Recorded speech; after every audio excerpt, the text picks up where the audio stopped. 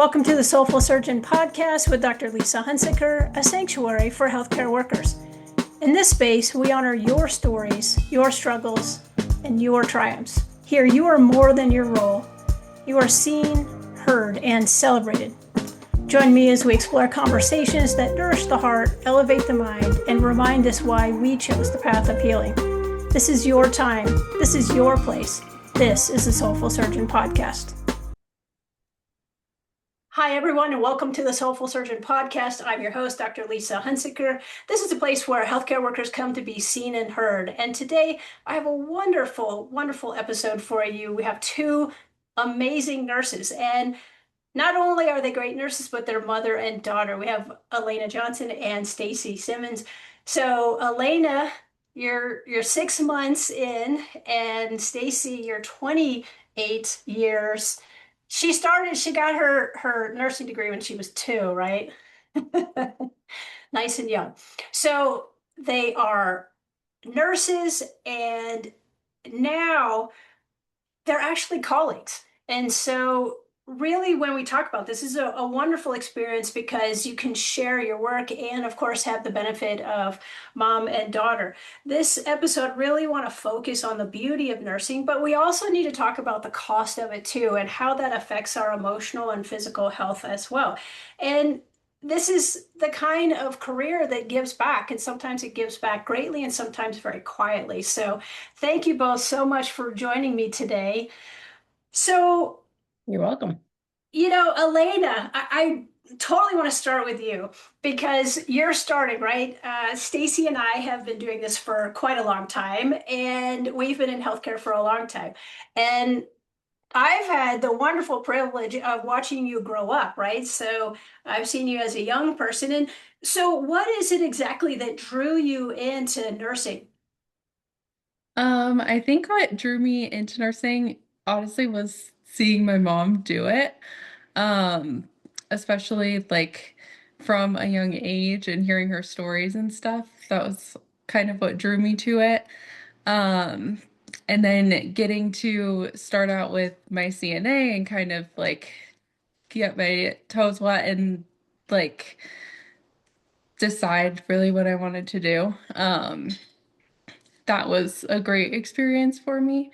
So that Was kind there of any what pivotal solidified. moment that, when you were seeing all this, certainly watching mom, but also working in the hospital, being a CNA, was there any particular experience that happened that was really just, that really stood out to you that said, wow, I think I really want to do this? I don't know if it was a specific moment, but more just seeing like how many things you could do with a career in nursing. And there's like so much diversity with um jobs and different patient populations and things like that. So I there's always something to do if you decide that you don't like it anymore or want something different or need to spice things up, which I liked. Right. Now, Stacey, you've been doing this for a long time. What drew you? Did you have anybody in your family that was in medicine? No, honestly, I've wanted to be a nurse since I was about 4. My mom said I started talking about it. Um, I loved my pediatrician and I loved going to the doctor's office. Like it never was a fear for me. Um, and then when I was 11, I think I had bacterial meningitis and was in the hospital for a couple of weeks.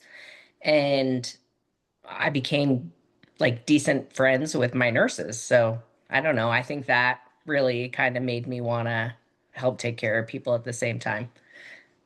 But And that's just so, something I've always wanted to do. was there anything that, as you're growing up, and obviously, what we decide when we're young versus when you're in college, was there anything that was really sticks out in your mind that said, this is my path. This is the thing I need to do? Um, Nothing in particular other than I knew that I wanted to do it from being young. And then my first job in high school, I worked for an ophthalmologist. So not the same, but similar. It was still healthcare. And I actually ended up working in ophthalmology all through college, like high school and college, until I became a nurse. So I just have always wanted to do it, and it had always followed that path. I didn't really, I had a other one call it. I stuck to healthcare the whole time. Great. And so now thinking about, both of you have been in medicine, especially Stacey, for you for so long. What is it when you think about people in the public? What do you wish that people outside of healthcare knew about nurses? Mm. Elena, what do you think? I don't know. What do you think? I think my first thing that I think is um I would say probably most patients know that we're here to help, but as a nurse, and I would say all of my nursing friends, our number one priority is to take care of the patients and to protect them. So while we might be doing things differently or disagreeing with someone's surgeon or physician or the hospital administration, it's always because our main concern is to protect the patient. Mhm. Okay. Okay. So, Elena, you're new. You've had so much experience still already in just these first, 6 months, and certainly with the CNA. Mhm. Tell me a time where a patient experience that just totally it fulfilled you, like sent you to the moon. You were so excited. Tell me about that. Um, I think throughout like my being on orientation, um, almost all of my patient interactions have been very fulfilling, especially working in um like labor and delivery, getting to be with patients in a time that's so exciting for them and like such a big moment in their life. That part is really fulfilling and has kind of solidified like, okay, I feel like I'm in the right spot and knowing that this is like what I want to do. And then tell me about a time where it just completely broke your heart. Um, I think that like kind of going along with talking about being in labor and delivery, it's like the best time or the absolute worst. And that's something that I have kind of had to learn. Um, that like when it's not happy, usually it's really bad. So, um, it has been something that I've had to adjust to and kind of figure out like how to handle both ends of the spectrum and kind of know like you never know what you're walking into when you get to work. So that has been a little bit more difficult, I guess. And how Big about you, Stacey? emotional, big emotional shifts. Yeah. Um, I would say the same. Working in the operating room, I've definitely had to take care of patients who have not survived. Um, some of them being young, and it is hard. It's a hard emotional thing. But at the same time, there are times where we've saved people's lives, and it's satisfying to know that um throughout my life I've helped out in those situations and that people have been able to uh still be with their families and stuff because of the things we've done. But Right. along And, with that, it's exhausting and emotionally can take a toll on you. Mhm. And my husband will tease me and say that I'm cold-hearted, but it's not being cold-hearted. You know, you learn, you live, or sorry, you when you work in the OR, you have to learn to shut off some of those emotions and um just deal with what you have in front of you. And so, with that in mind, what do you think the hardest day in nursing has been for you? Like, considering all the things you've done, what's the hardest thing you've ever done? Um, Probably working on the day of one of the school shootings in Colorado. And it's emotional because I was helping out, and then at the same time, my kids are in one of the schools that's really close to that, and it's happened multiple times to me here in Colorado, which, so while I'm working, I'm still thinking about my children who are in school, but at the same time, you can't think about those things. So you have to push those things into the back of your mind. And then things get settled, but patients are still waiting to have their surgeries that are scheduled. And it's a constant battle on those days of emotions, and then continuing to keep doing your cases because people are waiting. It's nothing stops when things start to happen in the community. So, with that, how do you unwind from that? So, it's such a dramatic day, it's so emotionally exhausting. What do you do when your shift is over? You come home and you're thankful that your kids are okay. And then honestly, I think probably the biggest help is always talking about it with the people that you work with because they're the ones that understand it. And Right. And and so, Elena, knowing that I'm always here to help in any way, and knowing that, maybe when you work a day and things don't turn out the way you want them to, that there's hundreds of other times where things were better because you were there. and Elena, when you come home after a hard shift, how do you feel like that emotional weight shows up?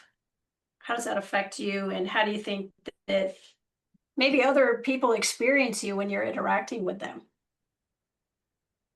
I definitely think that I overthink the things that I've done throughout my shift, or like how could I have done things differently? Um, Maybe like a little bit of anxiety for sure. But That new nurse, I just want to do everything perfectly yeah. feeling. Um, but luckily, kind of like she was saying, I have someone at home that I can talk to about it, and someone that I can call on my way home and tell them everything what happened, and she understands. So it's nice to have someone to talk to and rely on and kind of talk me off the edge, even if she just tells me that I'm need to get over it. Sometimes she just needs to get over it. I think I like, as a mom, I like being able to help her debrief, like, well, okay, well, this happened. You couldn't control it. This happened. What did you learn from it? Because in healthcare or in life, honestly, any situation that happens to you, there's always something you can learn from it, right? And that's how you become better at what you're doing. So, you know, I'll tell her, do you need to go back to work and talk to somebody so that you can learn about this situation, or let's look it up on the internet, or, you know. Yeah. And Elena, does she ever come to you? Does she ask for support when she's got a hard day in nursing too? Um, I don't know. I mean, you talk it out. Yeah, I feel like I have. just by talking to her, Hmm. especially from the time she started as a CNA Yeah. and working in the same department for a while when she was in recovery and I was in the operating room. It was a good way for us to talk about situations or people that we had both interacted with Hmm. or So so one I thing definitely have talked to her. I think it's interesting because you did mention about really disconnecting. And I do think that we have to, in many cases, in extreme situations, it's high stakes situations and it's dire for our patients. We have to be able to shut off that emotional component. But yet Hmm. we have to get through those moments. But then when we leave, we need to really pull that shield down and reconnect back to ourselves. What do you think when the healthcare worker, while at work and doing all the things, actually becomes the patient? And Stacey, I know that you have that experience. Yeah. Uh-huh. So tell us a little bit about that. Um, well, while at work in the operating room, I had a heart attack. They think it was a coronary artery dissection, but before they knew that, I started having chest pain, and like a good nurse does, I refused to go to the emergency room. Um, they took me into the pre-op area and hooked me up to the EKG machine and could tell I was having a heart attack. And um, actually, my cardiologist talks about how he still remembers the day like it was yesterday because he walked into the room expecting this cardiac alert, and he said he wasn't worried about me, he was worried about the staff because they were all very anxious, and he said it was definitely not as a normal controlled situation because they all knew me and they all cared about me. So definitely different for them, for my friends. And then it was also, it's different for a healthcare worker because you know what everybody's talking about and you assume the worst because you see the worst all the time. Um, so it was definitely a different situation. Uh, but at the same time, we don't take care of ourselves. And that's one of the things, honestly, that I regret about that situation was I didn't take very much time off of work. They told me I could go back to work, and I was like, okay, I got to go back to work because that's my brain. I have things to do and I have to go back to work, and I have patients to take care of. And I have friends that I don't want to they're going to be short staffed if I'm not there. So, as a nurse, you don't take care of yourself, I think. I I think think I in the took three OR, days off of work. Huh? I think in the OR, I think that you almost call in dead. You just don't take that time. And Mm-mm. even if you're going to call in dead, you need to give at least 3 weeks notice, Yeah. right? And I do understand that mentality because we've had physicians, the surgeons doing cases while they were sick. I know I personally have done it while I had pneumonia. I know one of our other surgeons operated literally within an hour of being diagnosed with a pulmonary embolism, and she had cases, so those cases needed to be done, and she just needed to get them done.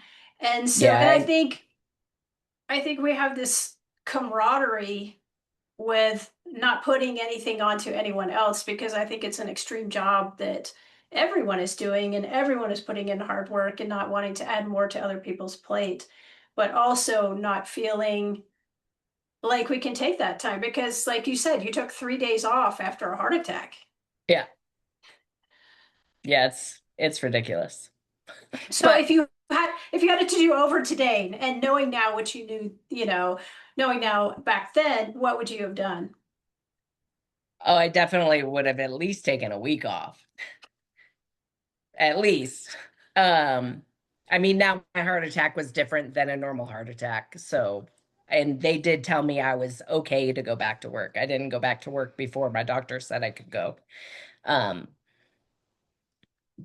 but yeah, I mean, I've worked with surgeons who were very sick working, and um we've told patients before where patients are in pre-op and we've had to tell them, I'm really sorry, but we have to cancel your surgery. The surgeon is canceling your surgery because they're sick, and their first, I mean, they've changed their whole life to work their life around having the surgery. So it's not an easy thing for them either. But then you tell them and they start to get upset, and you're like, no, no, no, they would never, believe me.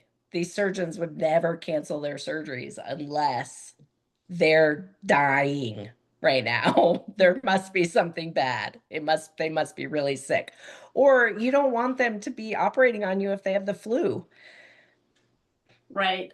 Well, and I can talk about my own personal experience. I know that I had been exposed to a patient that had parvo B19, and I ended up with this incredible rash. And I called my staff and told them to call the patient and find out, was there anything going on? And they had seen me. They were a couple weeks post-op, and they were concerned that maybe there was something the matter with their implants, and there was nothing wrong with their implants. And so my staff called in the OR and said, your patient says that you're contagious and that you have parvo. And the whole OR completely stopped. And I canceled the next case. And the patient, full well knowing that I was contagious and that she could be at risk, was really mad at me for actually not doing it. And I know another one of the plastic surgeons at our hospital, she actually tripped in the OR and she fell and she landed and she broke her arm. She saved the graft. She didn't drop the graft, and she was able to finish that procedure. And she actually did one more procedure before the day was over with a broken arm, and she broke her elbow. And then she went and had her own procedure to Yeah, fix it. I actually remember that happening. So I feel like we are tremendously dedicated to our patients. Yes. And And it's I, not dedicated to the job, it's dedicated to our patients. right. And And I think I, I always felt that dedication to my coworkers as well. right. And I think the thing that we need to be mindful of too is that we need to also show up with that kind of dedication for ourselves and our own health, because long term we can't sustain taking care of other people if we actually can't take care of ourselves. Yeah. So when you think about all this and you're feeling kind of burnt out, what do you do to help with burnout? Oh, well, I was completely burnt out about 2 years ago. And that was when I actually changed my job because now I work, as you know, with supply chain. Um, and it was a way for me. I was struggling with the hours. Working in the operating room, you have to take calls. So I was struggling with getting called in the middle of the night because one night as a 20-year-old, or even two nights in a weekend as a 20 or 30-year-old is one thing, but you get into your 50s and it wipes you out for a week when you're up all night. So I was struggling with the hours. I was struggling with the physical aspect of working in the operating room. Um, so I started looking for another job where I could use my expertise to still help patients and to also help my coworkers. So I have this job in supply chain now. The hours are a lot better. And So I miss the OR. I miss the camaraderie of my friends and the surgeons, and I miss patient care a little bit, but at the same time, I still get to help take care of the patients. So that was Right. how I helped my burnout. Um, it keeps me working, but I still I still get to be in the hospitals. I still get to see some of my friends on occasion.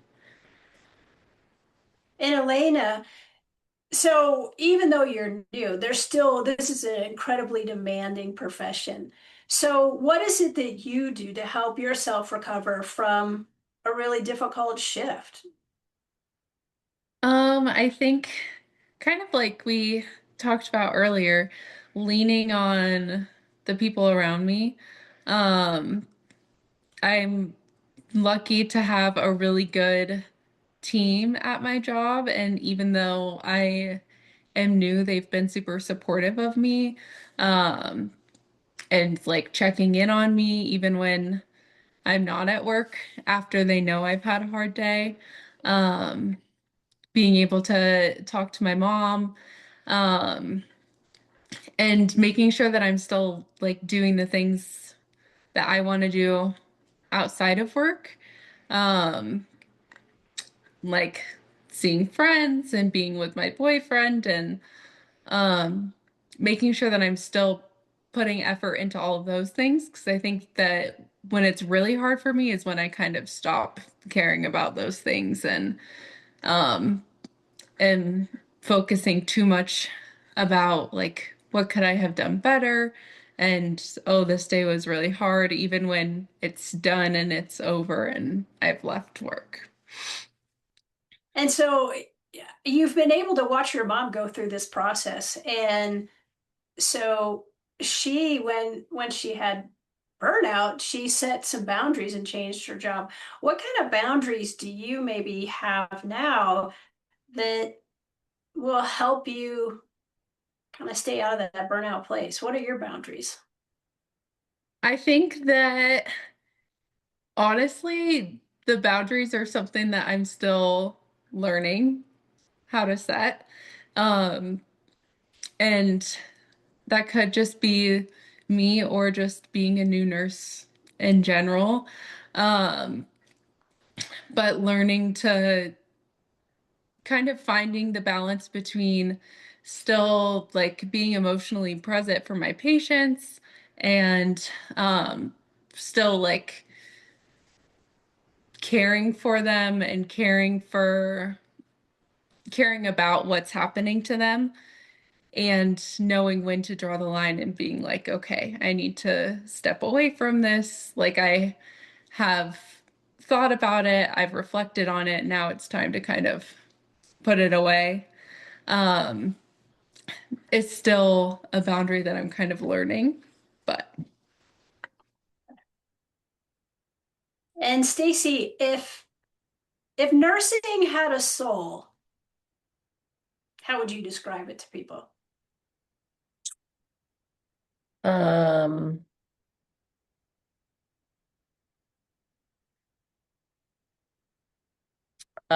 we're ferocious, like we will do everything we can to protect our patients. Um,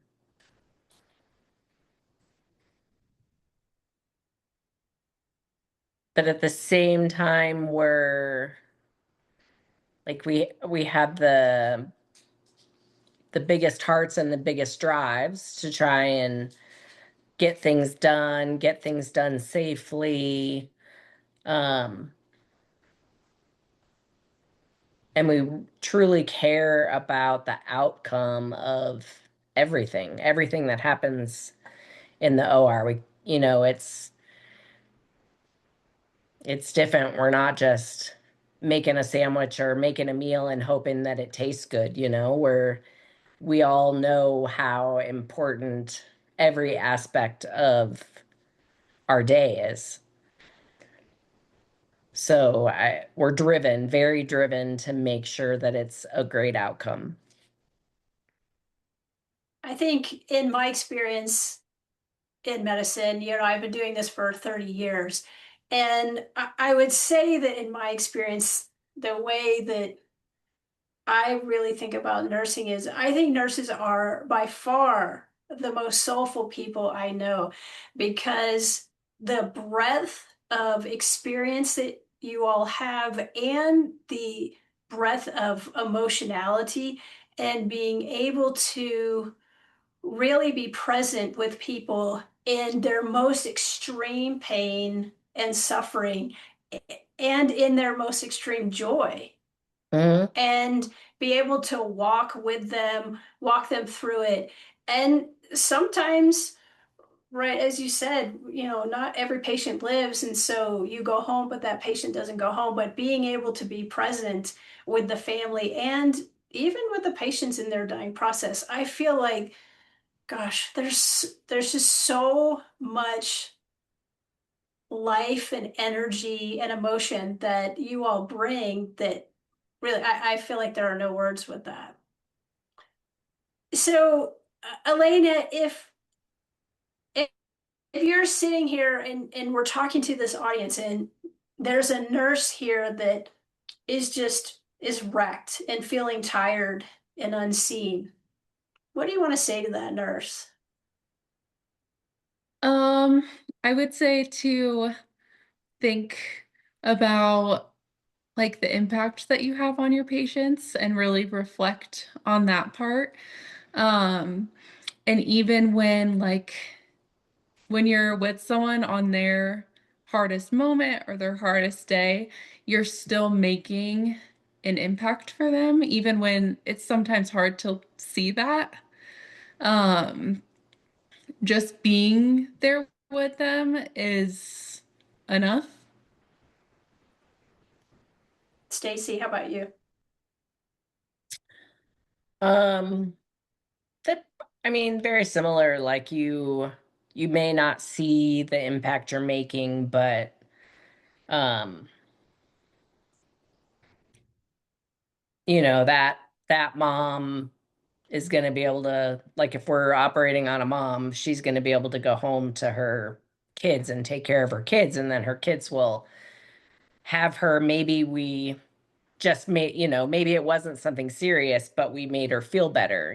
Her kids are gonna experience a mom who isn't feeling sick anymore. And so, I mean, there's always that impact that you make downstream, that maybe you don't know about or you don't get to actually see. And that's one of the things in the OR is you have to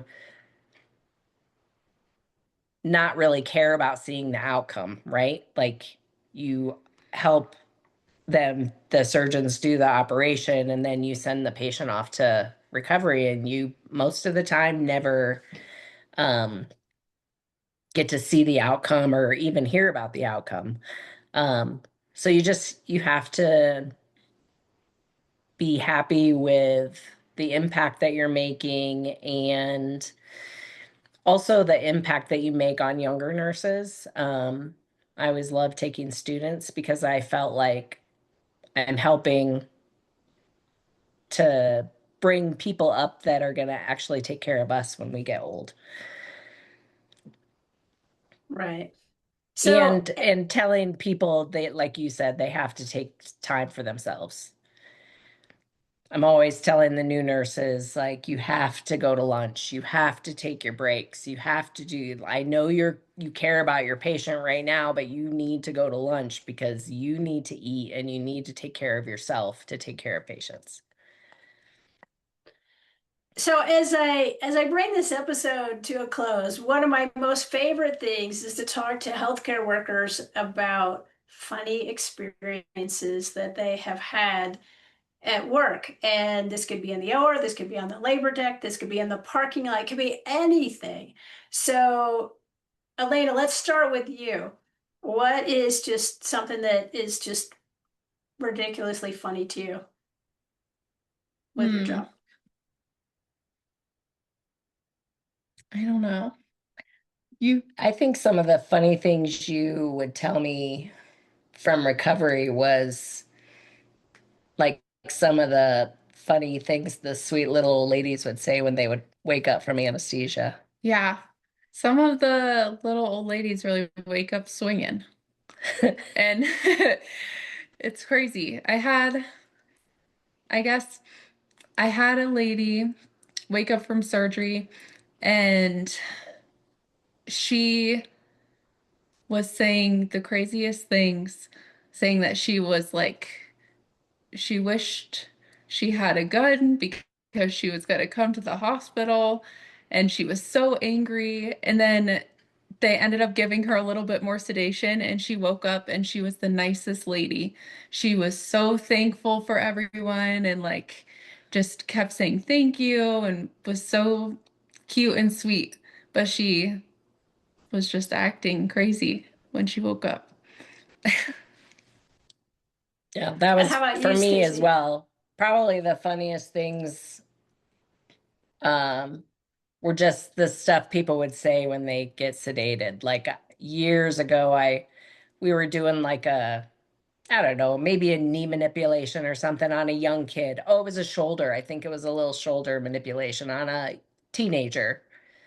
Um, and his parents were sitting next to him and they gave him some sedation and we just did it in like the PACU and he's just started telling his parents everything and I was like, shh, stop, like you're gonna get yourself into trouble. And he was talking about how he was driving a motorcycle, his friend's motorcycle, and I was like, oh, I told his parents you really shouldn't be in here right now. Like just um and then one time I had you have little kids, little toddlers come in, they stick things in their ears and their noses. Well, we had a kid come in and we had to take him to the OR because he had stuck I don't know, it was a battery or an earring or something up his nose, but he was like 11. And I was like, okay, that's kind of, getting a little too old to be sticking stuff up your nose. The same kid came in a week later. He was a trauma. He was fine. He wasn't really injured, but he had wrecked his dirt bike. And I remembered his parents, and his mom just kind of looked at me and smiled. And I was like, he's one of those kids, isn't he? And she said, absolutely. He is one of those kids. And I was like, yep, you can always tell. Well, I want to thank you both so much for joining me today, and what a pleasure to spend this time with you. I really I can't say enough about my nurse colleagues because what tremendous people all of you are, men and women. And you really can sit in the place of suffering and not only be there, but really be in the place of meaning. And I think that you demonstrate over and over again that joy and grief and sorrow can coexist. And I don't know how you all do it. You're just amazing. You're so fluid with it. So thank you for everything you do. And thank you so much for joining us. Everyone, take care and be well. Thank you. Thank you. Thanks for having us. Absolutely. Thank you for joining me on the Soulful Surgeon podcast. I hope today's conversation offered you reflection, encouragement, and a reminder that you are not alone on this journey. If this episode spoke to your heart, please share it with someone who might need it as well. And don't forget to subscribe so you never miss a moment of connecting with healthcare workers all over. You can find us on the web at soulfulsurgeon.com. You can find us on Instagram at soulfulsurgeon. And you can find us on LinkedIn at Lisa Hunsicker, MD. Until next time, take care of yourself the way you care for others. And remember, your story matters here.